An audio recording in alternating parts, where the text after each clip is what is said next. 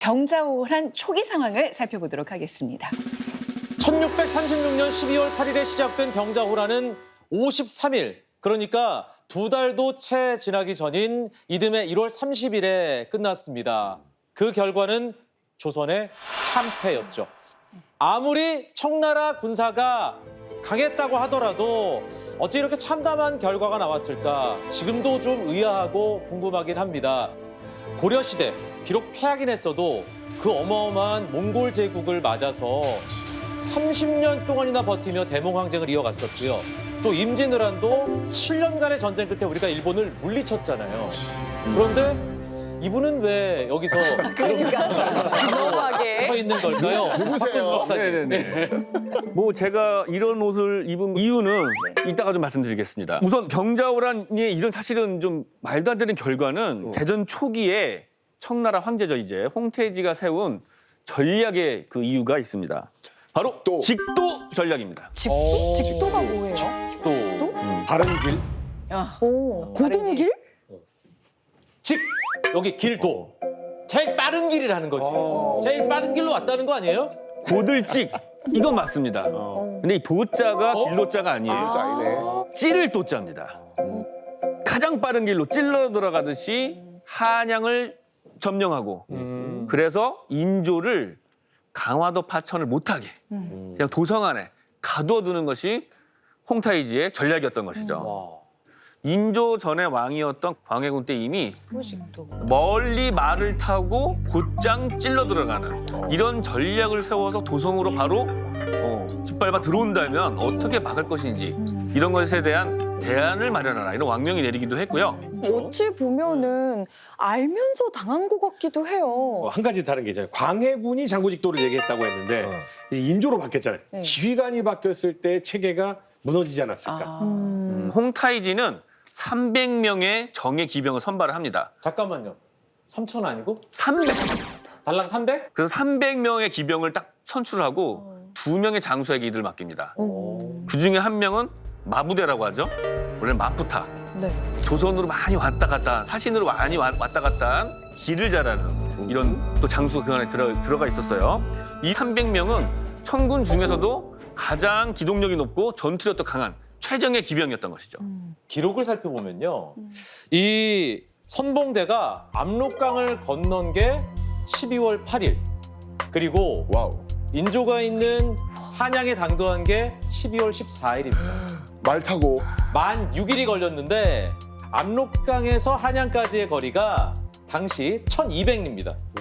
지금의 거리로換算하면 500km예요. 500km를 6일간 달렸다.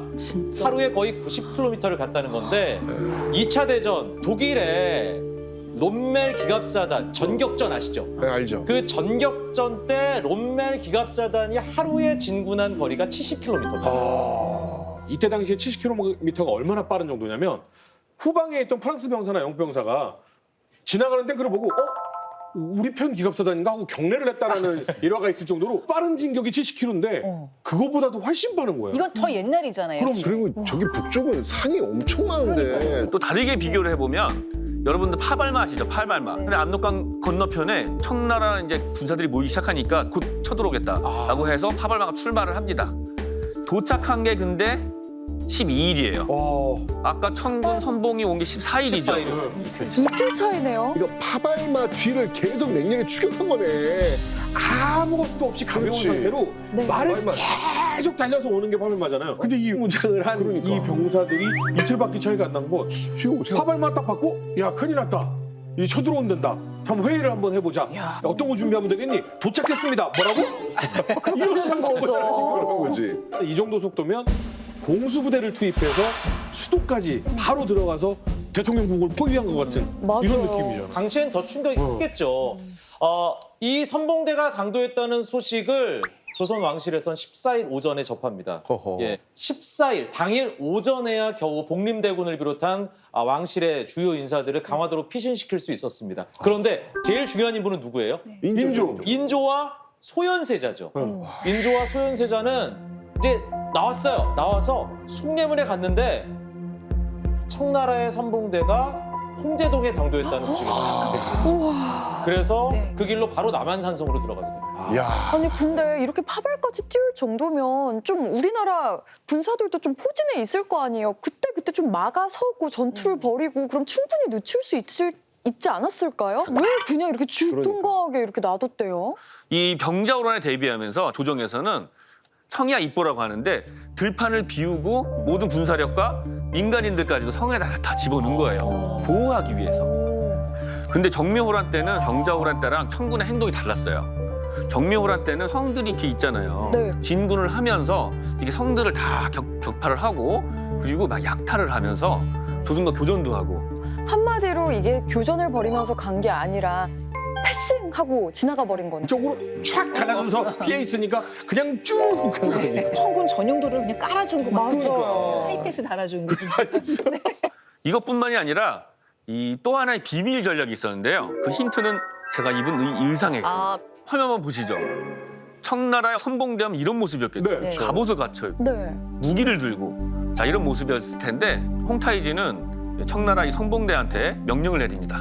상인처럼 이 갈아입어라 옷을. 그렇네, 상인 네. 같네. 군인인지 모르겠고. 네. 당시에는 수백 명씩 이렇게 사진을 따라서 이런 상인들이 다니는 게 자연스러웠던 거예요. 그렇기 때문에 상인 복장으로 갈아입고 밤낮을 달려서 가라고 했던 거죠. 그러면 사람들은 사신들이 열심히 어딜 가나 보다 또 뭐 사러 왔구나 정도로 그냥 무심코 지나 보냈을 가능성이 높은 거죠. 소련이 북한을 도울 때 네. 전쟁에 참여하는 걸 숨기기 위해서 비행기도 북한 비행기로 다 색칠하고요. 그다음 북한 옷을 입고 간단한 교신을 한국말로 했었어요. 그 현대전에도 사용이 됩니다. 자, 이렇게 놀라운 속도로 한양에 당도한 청나라 선봉대. 비록 조선의 왕인 인조를 한양 도성안에 가두지는 못했지만 강화도 파천을 저지하는 가장 중요한 목표를 달성했습니다. 그리고 선봉대에 이어서 청나라 본진이 속속 그렇겠죠. 압록강을 넘어서 남한산성을 겹겹이 포위하기 시작합니다.